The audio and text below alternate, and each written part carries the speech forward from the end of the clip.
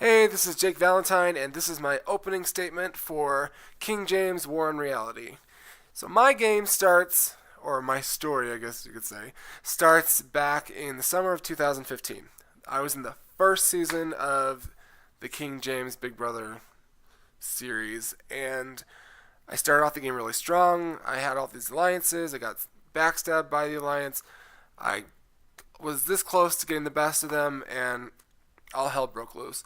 A game that should have been for fun turned really ugly, and someone retaliated and sent a bunch of pictures of me in my underwear around to people on All About Orgs. And I was humiliated, um, embarrassed, hurt, and I have some self image issues, so it hurt my feelings, and I was really fucked up by it. So I quit the game, and that was it. I never thought I'd get another opportunity to play because how many times does a host ask someone that quit to come back?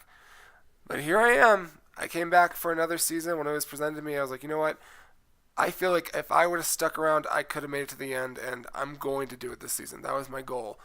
I was going to do whatever it took to get to this point, and prophecy was self fulfilled because I made it. Um, my game, it was definitely a roller coaster. I mean, it's almost divided into two halves: pre the Lori Blindside and after the Lori Blindside. Pre the Lori Blindside, I played a very aggressive, strong social game. I befriended as many people as I possibly could. Round one, made a final two alliance with Monica, and had a working relationship with Randy. And guess what? They were evicted the first round, both of them. It was like, God damn, this sucks. They left, gave me a parting gift. They gave me all their cash. That cash would end up being handy in a future competition, which was the Storage Wars unit, but I'll get to that. Um, Sorry, I'm losing my voice. Round two is when I started getting really, really aggressive. Once Monica and Randy were taken from me, I was like, you know what? I need to get alliances going. I need to be proactive. So first thing I did, final two with me and Lori. Then I made a final four agreement of me, Lori, Adrian, and Joe Dykehouse. And to get the majority votes needed, I sought out Joe Lance because people were targeting him for being inactive when he actually wasn't being inactive. And I also approached John because I had a feeling that John was close to Joe Dykehouse and Adrian. So it became a six. And my first target was Andrew Gibson. Oh, I wanted him out because he's a threat in competitions, and he's very reactionary and borderline crazy, which, I mean, I was hoping I could just, quietly blindside him and he'd go away. But unfortunately, I didn't want to blindside Brian Griffin, and I told him, hey, I'm thinking about voting for Andrew, and he let it slip to Andrew, and all hell broke loose. And it was like, oh my god, it's season one all over again. I mean, I'm being like attacked by someone so hardcore. I mean, Andrew Gibson came for me, and it was insane. So, I mean, I was like, this he's gonna end up staying. He's not gonna leave, and it's gonna be hell. And this is my punishment for quitting in the first game. But thankfully, it worked out. He ended up leaving, and once he left, instead of going for an easy target, I set my sights on Brenda. Brenda, on the first conversation we had, in a very nice way, basically insinuated that I was a big threat. Like she had heard I was a big player. And, I mean, if she's thinking that and she was voting with Andrew Gibson at the last vote, if you didn't vote with him, Brenda, I apologize, I thought you did. She needed to go. I'm like, she's well liked, she's nice, and she's a threat in challenges. I mean, she won the Olympic season of King James. So I was like, she needs to go quick because she sees me as a threat. And thankfully, I was able to get rid of Brenda. Nothing personal, it's just you're very strong. Okay, so this is where things got kind of dicey. This is the storage unit round, and this is the round that Lori gets blindsided.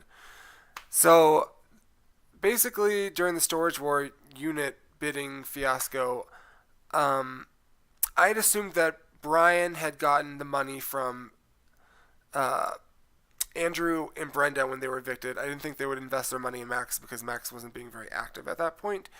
So I assumed he had it. When it got down to the last item to bid on, I was like trying to pool money from everyone because I'm like, we have to outbid him. And with everyone's money, I should be able to do that. I got Lori to give me her money. I got Joe Lance to give me his money. I had Randy and Monica, and I had a lot of my own left. So when I went to John and Joe, they both said they gave their money to Adrian. Well, I go and talk to Adrian, and Adrian tells me he doesn't have any money. First of all, based on simple math, there's no way he could have run out of money based on the one item he bid on. I mean, we were given 250 to start, and he bid under 250. So I knew he gave that money to Brian Griffin, because all of a sudden Brian Griffin made this ginormous bid. There's no way in hell he would have been able to make that bid, even with Andrew and Brenda's money. So I knew the fix was in. I was like, they're coming for me. This is a move against me, and I am fuck screwed. Fucked screwed. Yeah, I was like, I'm screwed. I'm done. It's over. I mean, I'm fucked. I was so mad, and I was just like, why are they turning on me? I mean, I had Adrian and Joe. I had their back like hardcore. I knew Adrian wasn't just gonna give Brian money for no damn reason. I mean, he would not make a move like that unless he had the numbers to back it up.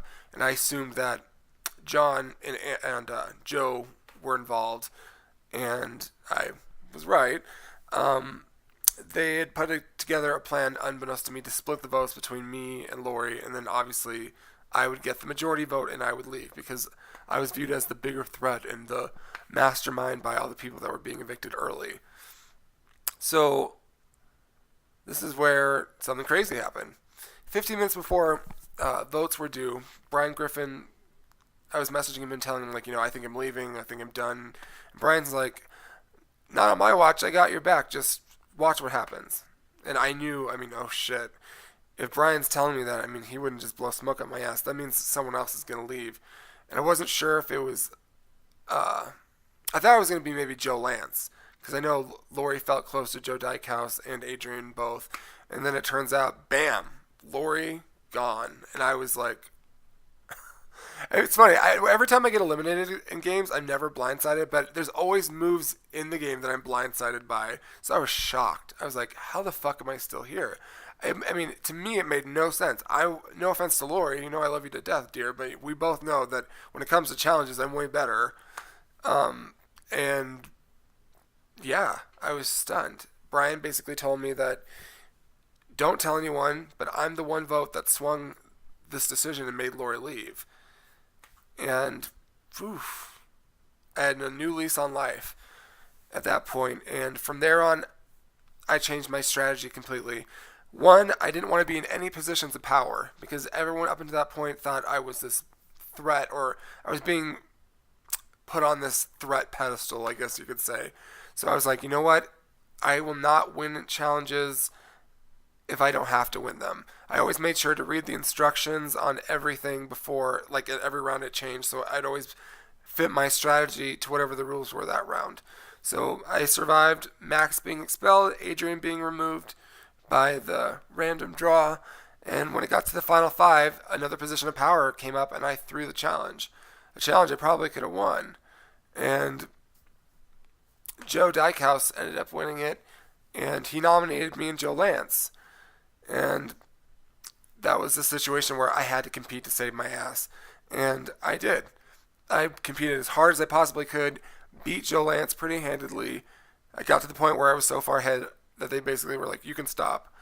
So I made it to the final four, and this is where I was able to make up for what Brian did for me in the round that Lori left. Basically, the vote was being thrown on him. And, for a second, I considered voting off Brian, but I was like, I'm not like that. I like to be loyal to people that are loyal to me, and I just couldn't do it. I wanted to make sure, though, that I didn't get any votes around because I didn't want to compete again. I wanted to just slide my way into third, the final three, and work my way from there. That round, I did.